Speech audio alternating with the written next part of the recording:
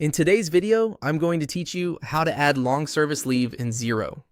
Long service leave recognizes extended service with an employer, and the setup needs to match your local legislation and your employment agreements. Before you begin, make sure you have payroll admin access in Xero and you know the employee's start date, ordinary hours, entitlement rules for your region, and any existing balance you're carrying over from a previous system. From your Xero dashboard, head into payroll.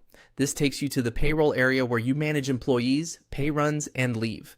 Next, open the employees section to see your employee list. Use search or filters if you need to, then select the employee you want to update so you're on their profile.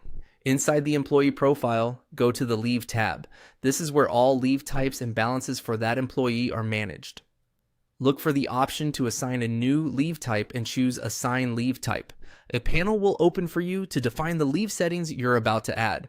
In the leave field, choose Listing Service Leave. Select the built-in option that aligns with your region's payroll settings so Xero can handle accrual and reporting correctly. If you operate across different jurisdictions, confirm you're applying the correct regional rules for this specific employee. Next, select the leave calculation method. Pick the method your business uses for long service leave accruals. Many organizations accrue a fixed number of hours per year, while others may accrue per pay period to spread it evenly across the year. Choose the option that best reflects your policy and any award or enterprise agreement that applies. Enter the hours accrued annually. This should reflect the entitlement an employee earns each year based on your rules. A quick way to sense check the number is to start with the total long service leave entitlement over the qualifying period and translate that to annual hours using the employee's ordinary hours.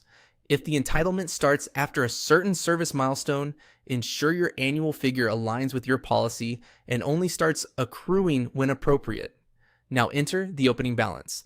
This is the long service leave the employee has already earned up to your Xero cutover date.